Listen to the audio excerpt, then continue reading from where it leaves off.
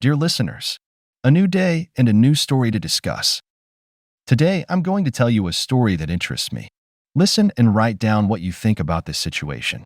I'm interested in your opinions. The evening breeze was gentle, but my mind raced like a storm. At 57, I thought I had seen it all, but life, it seems, had one more curveball to throw my way. I, Benjamin, sat on our porch, reminiscing about the past, unaware that my world was about to be turned upside down. Remember how we met, Emma? I asked, my voice tinged with nostalgia. She sat beside me, her eyes distant yet filled with the warmth of our shared history. How could I forget? College seems like a lifetime ago.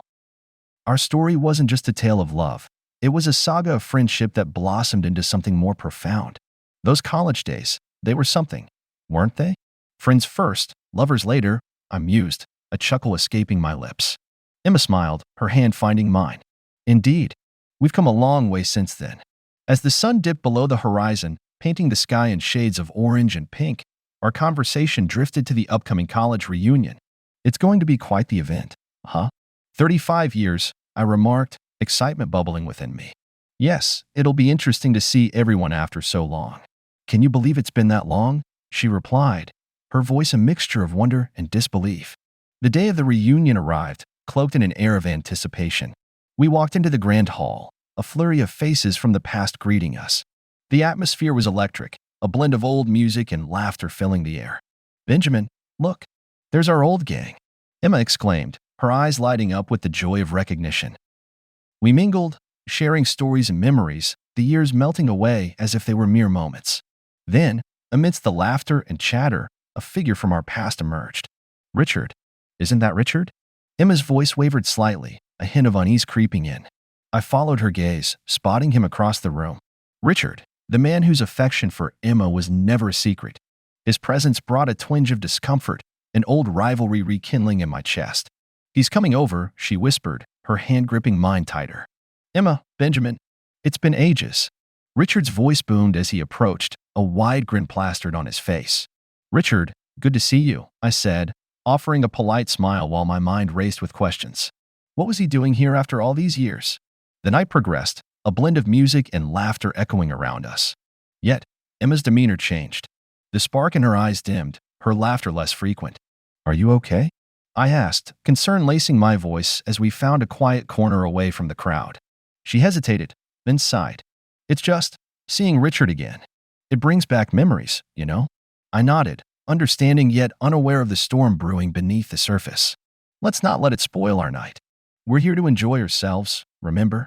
As we rejoined the festivities, I couldn't shake the feeling that something was amiss. The night wore on, a blur of faces and music, but my focus remained on Emma. Her laughter seemed forced, her smiles fleeting. Back at our hotel room, the truth unveiled itself like a thief in the night. Benjamin, there's something I need to tell you. Emma's voice was barely above a whisper, trembling with a weight I had never heard before. I turned to her, my heart pounding. What is it, Emma? She looked at me, her eyes brimming with tears, a storm of emotions raging within them. It's about Richard. Something happened tonight. Her words hung in the air, heavy and ominous. A sense of dread settled over me, a premonition of the heartbreak that was about to unfold. Tell me, Emma, what happened? I urged, my voice steady but my hands trembling. And so, she began her confession, unraveling the fabric of our shared life, thread by thread. The day of our college reunion dawned bright and clear, a perfect backdrop for what was to unfold. I, Benjamin, felt a mixture of excitement and nostalgia as Emma and I prepared to step back into a world we once knew so well. Can you believe it's been 35 years? I asked Emma as I adjusted my tie in the mirror. She smiled, fixing a stray curl of her hair. Feels like just yesterday we were walking those halls, doesn't it? The drive to our alma mater was filled with a comfortable silence, our thoughts undoubtedly traveling down memory lane. The campus, bathed in the golden hue of the afternoon sun, looked just as majestic as I remembered. Look at this place. It hasn't changed a bit, I remarked, my eyes taking in the familiar buildings. It's like stepping into a time machine, Emma agreed, her hand squeezing mine gently. We walked into the grand hall, transformed for the occasion with elegant decor and a lively buzz of anticipation. Old friends greeted us, their faces lighting up with recognition and joy. Benjamin, Emma, you two haven't aged a day, exclaimed an old classmate, pulling us into a warm embrace. Laughter and chatter filled the air, each conversation a thread reconnecting us to our past. The evening was a vibrant tapestry of old memories and new encounters, the music from our college days setting a nostalgic rhythm. As we mingled, I couldn't help but notice Emma's infectious laughter, her eyes sparkling with the joy of reunion. It was then that I saw him, Richard, making his way through the crowd, his gaze fixed on us. "There's Richard," Emma said, her voice suddenly tense. He approached with a confidence that time hadn't eroded. "Emma, Benjamin, what a pleasure to see you both." "Richard," I replied, nodding in acknowledgement. His eyes lingered on Emma a moment too long, a hint of the old flame still burning. The air was thick with unspoken history, a silent battle of wills unfolding. "Still the most beautiful woman in the room, I see," Richard said, his compliment hanging awkwardly in the air. Emma forced a smile, her discomfort evident. "Thank you, Richard.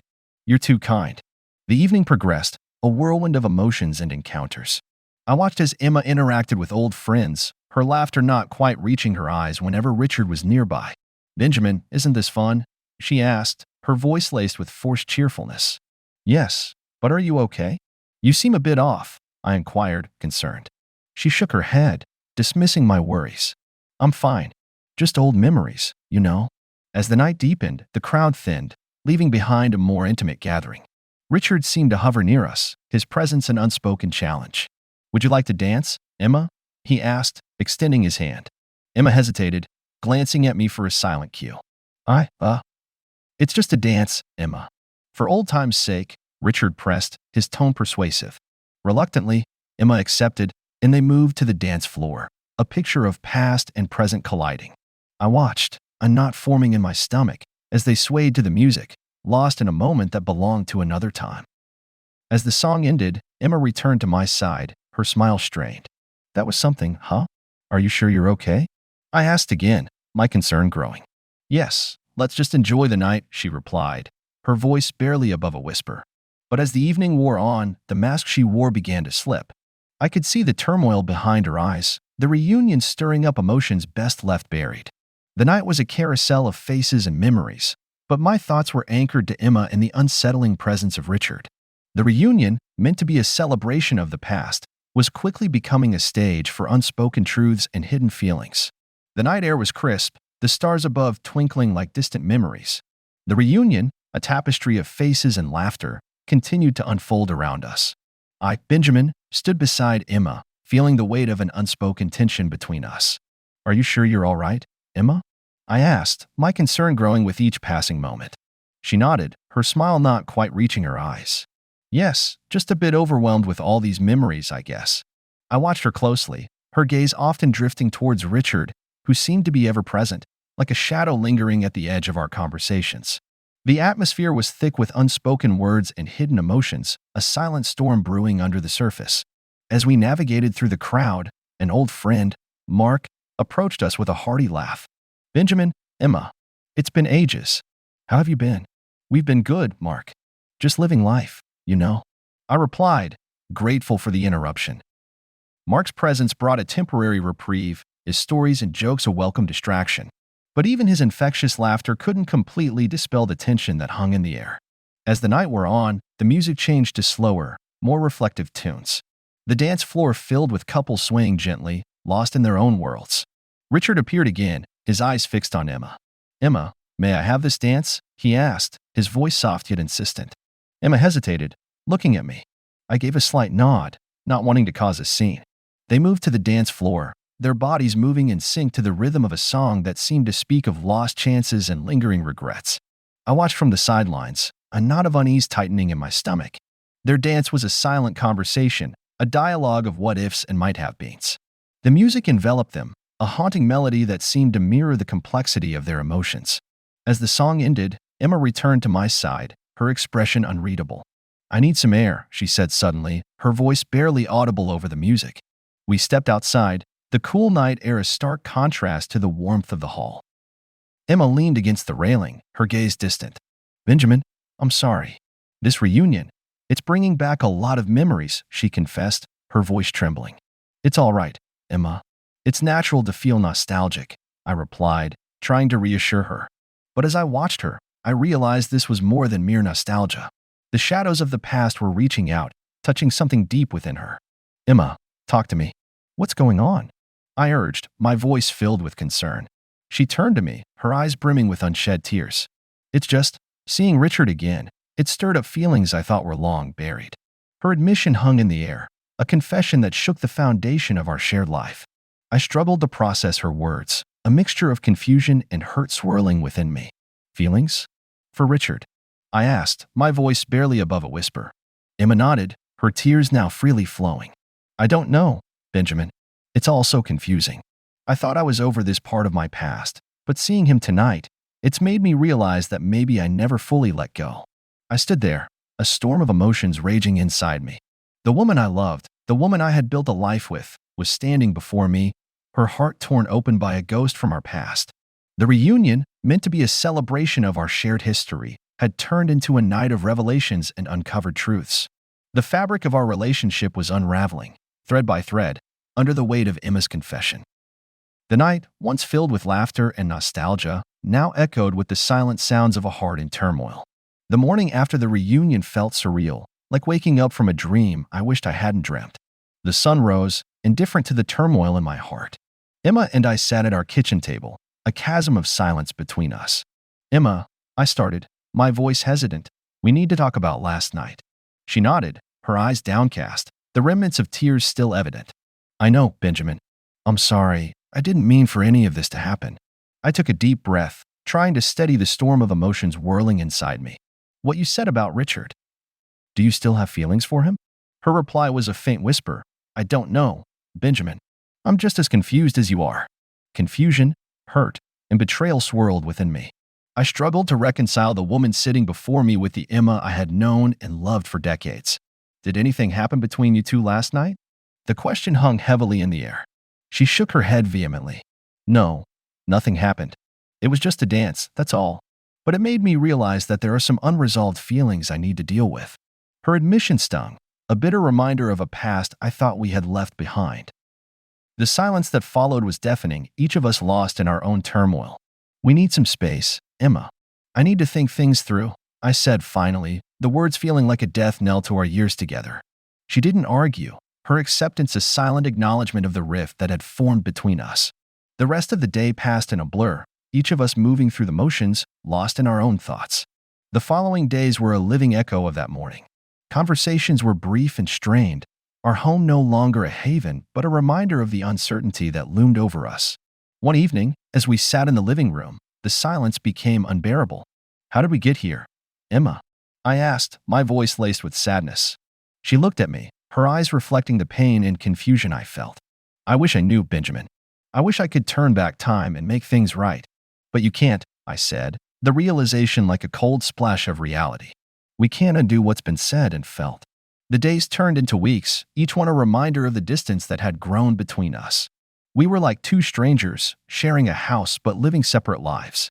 One night, I lay awake, staring at the ceiling, the moon casting a pale light through the window. Emma's words echoed in my mind, a haunting melody of what once was. Benjamin, she whispered in the darkness, her voice trembling. I'm scared. I don't want to lose you. I turned to face her, the moonlight casting shadows across her face. I'm scared too, Emma, but I don't know if we can go back to the way things were. The silence that followed was a testament to the uncertainty that had seeped into our lives. Our relationship, once a fortress of love and trust, now stood on shaky ground, the foundations eroded by doubts and unsaid fears. As dawn broke, I made a decision born out of love, hurt, and the need to find clarity amidst the chaos. The aftermath of the reunion had left its mark, a scar on the heart of our relationship. The path ahead was uncertain, but one thing was clear. The journey we had embarked on together had taken an unexpected turn, leading us down roads we never thought we'd travel. Days turned into weeks since the reunion, each passing moment heavy with unspoken words and hidden emotions. The air in our home felt dense, charged with the weight of the decision that loomed over us. I, Benjamin, found myself walking on the edges of a life I once knew, now blurred and uncertain. One evening, as the sun dipped below the horizon, painting the sky in shades of melancholy, I sat at the kitchen table, my mind a whirlpool of thoughts. Emma entered the room, her steps hesitant. Benjamin, we can't go on like this, she began, her voice barely above a whisper. I looked up, meeting her eyes, a mirror of the turmoil I felt. I know, Emma. This silence between us, it's deafening. She pulled out a chair and sat across from me, her hands clasped tightly in her lap. I've been doing a lot of thinking. About us, about what I said regarding Richard. I nodded, urging her to continue, bracing myself for what was to come. I love you, Benjamin. I always have.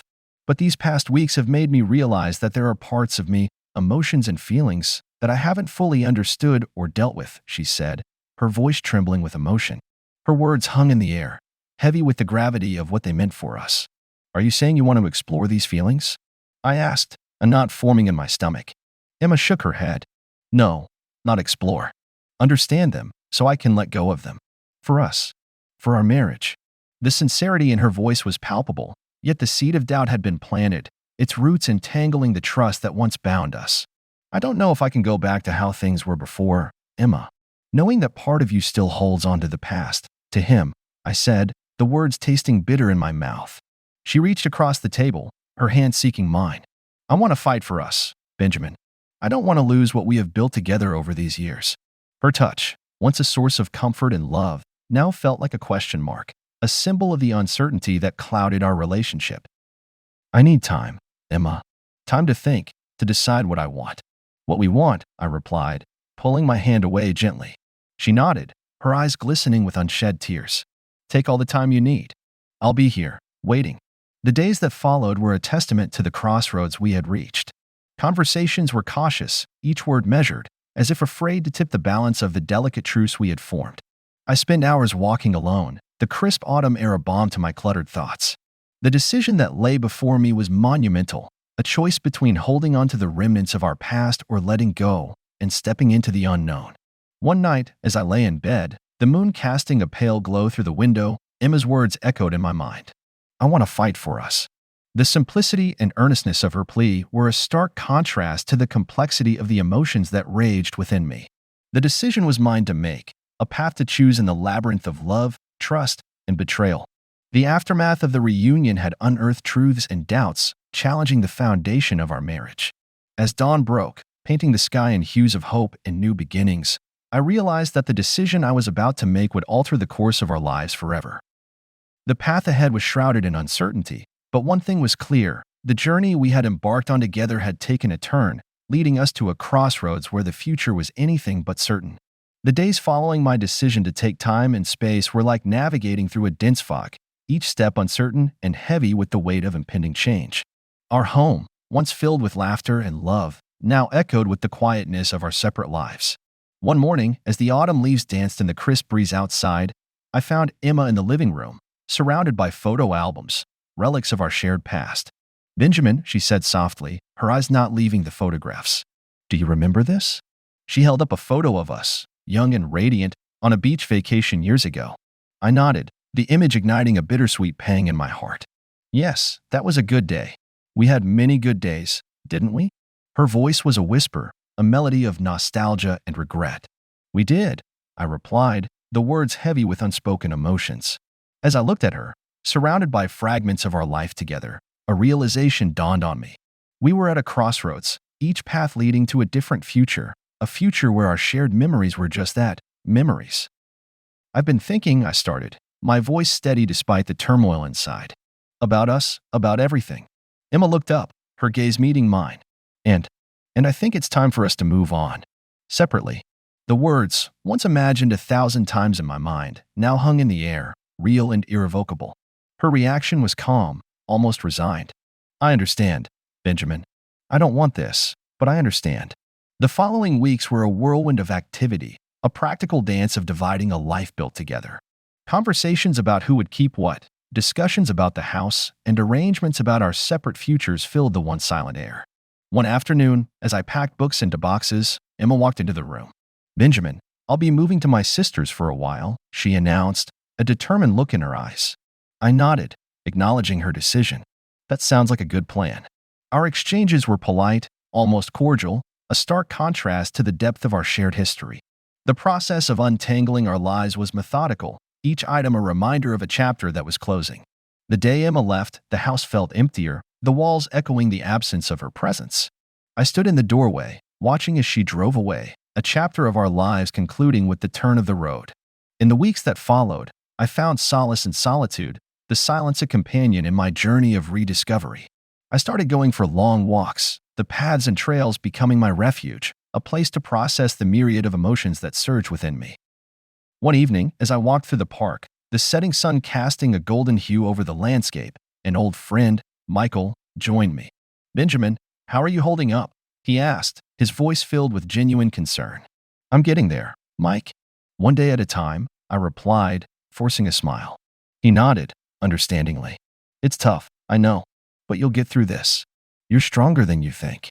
His words were a balm, a reminder that even in the darkest of times, there was hope and the possibility of new beginnings. As days turned into weeks and weeks into months, the sharp edges of pain and loss began to soften. I immersed myself in hobbies I had long neglected, found joy in simple pleasures, and reconnected with old friends. The journey of moving on was not linear, marked by moments of sadness and reflection, interspersed with glimpses of hope and renewal.